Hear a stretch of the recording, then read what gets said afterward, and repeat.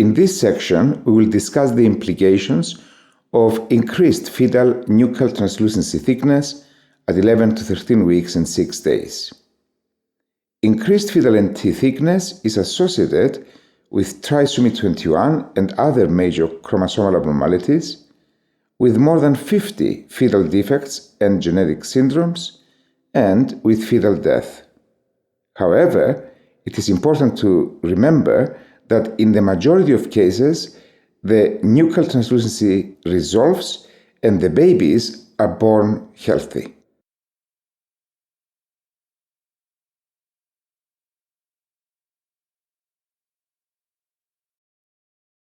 This picture shows a trisomy 16 mouse, which is a good animal model for human trisomy 21. In the trisomy 16 mouse, there are defects of the heart and lymphatic vessels. On day 14 to 16 of fetal life, there is a subcutaneous collection of fluid in the back of the fetal neck. Increased fetal NT is associated with a heterogeneous group of conditions, suggesting that there may not be a single underlying mechanism for the collection of fluid under the skin of the fetal neck. Possible mechanisms include cardiac defects and/or dysfunction, venous congestion in the head and neck, altered composition of the extracellular matrix, failure of lymphatic drainage, fetal anemia, fetal hypoproteinemia, or fetal infection. Increased fetal NT is associated with a heterogeneous group of conditions, suggesting that there may not be a single underlying mechanism for the collection of fluid under the skin of the fetal neck. Possible mechanisms include cardiac defects and/or dysfunction, venous congestion in the head and neck, altered composition of the extracellular matrix, failure of lymphatic drainage, fetal anemia, fetal hypoproteinemia, or fetal infection. The basis for the hypothesis that cardiac dysfunction contributes to increased NT is the finding that, firstly, in both chromosomally abnormal and euploid fetuses, there is a high association between increased NT and cardiac defects. And secondly, in fetuses with increased NT, both in the presence and absence of major cardiac defects, there is Doppler evidence of tricuspid regurgitation and reversed A wave in the ductus venosus. Venous congestion in the head and neck could result from constriction of the fetal body as encountered in amnion rupture sequence and superior mediastinal compression found in diaphragmatic hernia or the narrow chest in skeletal dysplasias.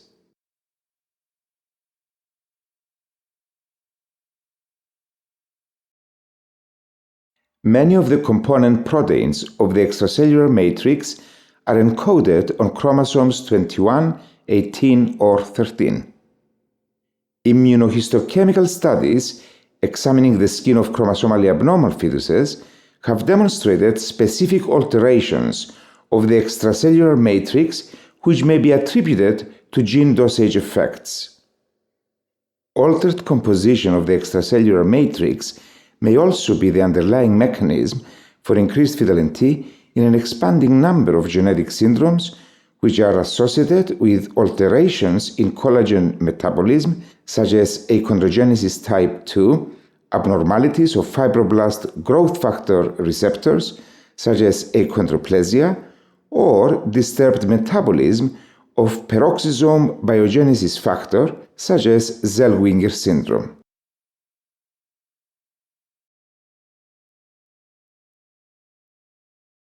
A possible mechanism for increased NT is dilatation of the jugular lymphatic sacs because of developmental delay in the connection with the venous system, or primary abnormal dilatation or proliferation of the lymphatic channels interfering with the normal flow between the lymphatic and venous systems.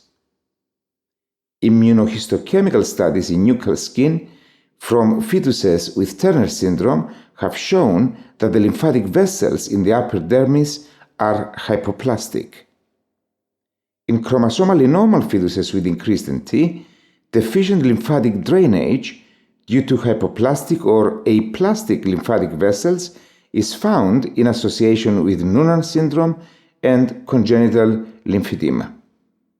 In congenital neuromuscular disorders such as fetal akinesia deformation sequence, myotonic dystrophy, and spinal muscular atrophy, increased NT may be the consequence of impaired lymphatic drainage due to reduced fetal movements.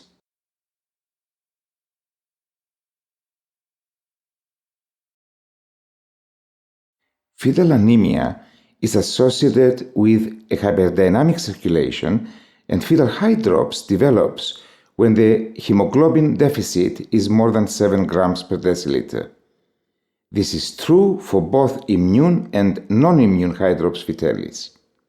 However, in red blood cell isoimmunization, severe fetal anemia does not occur before 16 weeks of gestation, presumably because the fetal reticuloendothelial system is too immature to result in destruction of antibody-coated erythrocytes. Consequently, red blood cell isoimmunization does not present with increased fetal NT. In contrast, genetic causes of fetal anemia, such as alpha thalassemia, Blackfan diamond anemia, congenital erythropoietic porphyria, dyserythropoietic anemia, Fanconi anemia, and possibly congenital infection-related anemia can present with increased fetal NT.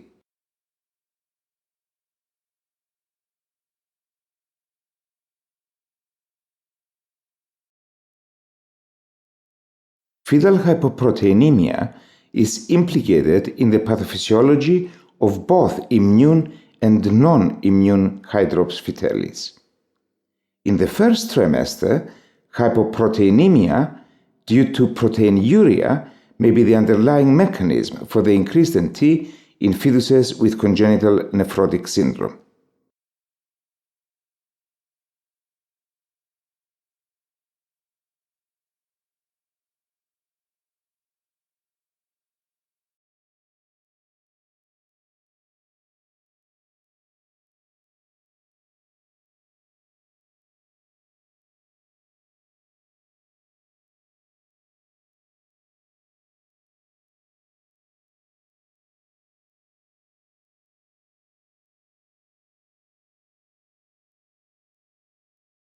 In about 10% of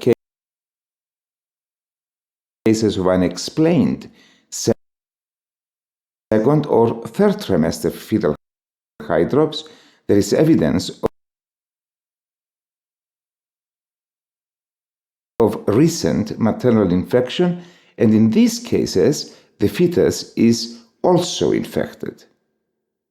In contrast, in euploid pregnancies with increased NT, only 1.5% of the mothers have evidence of recent infection, and the fetuses are rarely infected. Therefore, in pregnancies with increased NT, the prevalence of maternal infection with the TORCH group of organisms may not be higher than in the general population. Consequently, increased NT in euploid fetuses need not stimulate the search for maternal infection unless the NT evolves into second or third trimester nuchal edema or generalized hydrops. The only infection that has been reported in association with increased NT is parvovirus B19. In this condition, the increased NT has been attributed to myocardial dysfunction or fetal anemia due to suppression of hemopoiesis. The prevalence of chromosomal defects increases exponentially with NT thickness from 0.2% for those with NT between the 5th and the 95th centiles to 65% for NT of 6.5 millimeters or more. In the chromosomally abnormal group, about half have trisomy 21, 25% have trisomy 18 or 13, 10% have Turner syndrome, 5% have triploidy, and 10% have other chromosomal defects. In chromosomally normal fetuses, the prevalence of fetal death increases with NT thickness from about 1% for those with NT between the 95th and 99th centiles to about 20% for NT of 6.5 millimeters or more. The majority of fetuses that die do so by 20 weeks, and they usually show progression from increased NT to severe hydrops. Major fetal abnormalities are defined as those requiring medical and/or surgical treatment or conditions associated with mental handicap.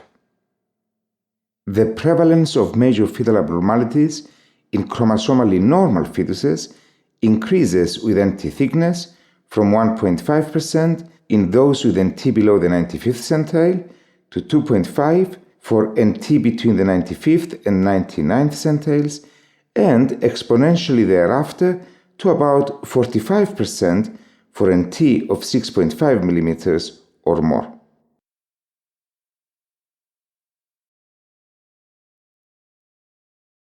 This slide explains on how to calculate the consequences of increased nuchal translucency. We take as an example a fetus with NT of 3.5 to 4.4 millimeters. In 100 fetuses with NT of 3.5 to 4.4 millimeters diagnosed at 12 weeks, 20 would have a chromosomal abnormality and 80 would be euploid. In the 80 euploid fetuses, there would be 2 or 2.5% that would die in the subsequent few weeks. In an additional 8 of the 80 euploid fetuses, or 10%, there would be a major fetal defect. The remaining 70 euploid fetuses with no major defects would be live-born and healthy.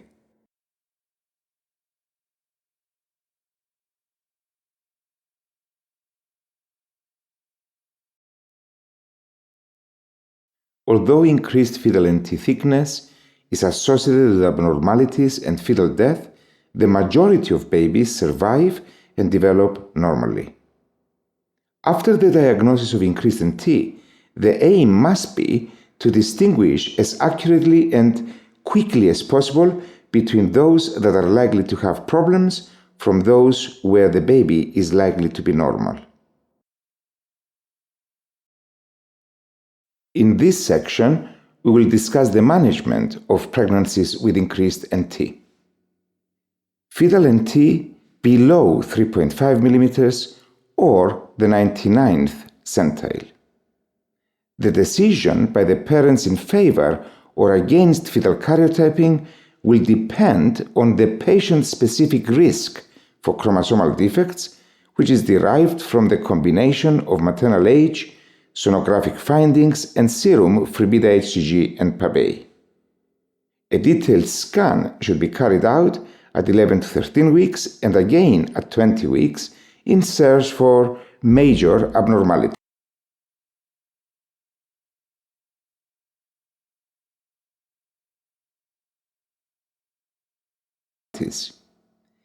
If the fetal karyotype is normal and there are no obvious abnormalities, the parents should be reassured that their baby is likely to be live-born and develop normally. The chances that there will be any problems are not higher than in fetuses without increased NT. Fetal NT of 3.5 millimeters or more is found in about 1% of pregnancies. The risk of chromosomal defects is very high, and the first-line management of such pregnancies should be the offer of chorionic villus sampling for fetal karyotyping. In patients with a family history of genetic syndromes that can be diagnosed by DNA analysis, The CVS sample can also be tested for these syndromes. A detailed scan should be carried out at 11 to 13 weeks in search of major abnormalities and genetic syndromes. A detailed scan is also carried out a couple of weeks later and again at 20 weeks. If no obvious abnormalities are seen and the NT has completely resolved, the parents should be reassured that their baby is likely to be live-born and develop normally. The chances that the baby will have a serious abnormality or neurodevelopmental delay may not be higher than in the general population.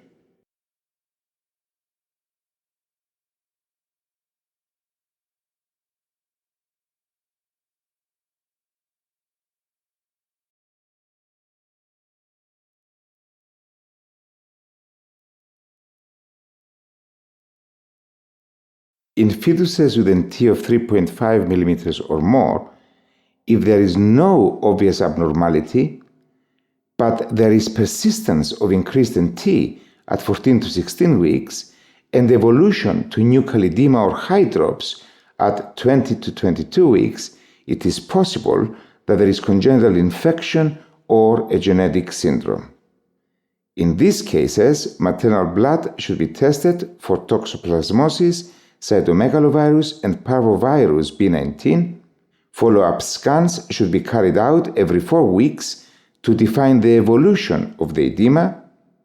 Consideration should be given to DNA testing for certain genetic conditions, such as Noonan syndrome, even if there is no family history for these conditions. There is a 10% risk of perinatal death or a live birth with a genetic syndrome that could not be diagnosed prenatally. The risk of neurodevelopmental delay in the survivors is between 3 and 5%.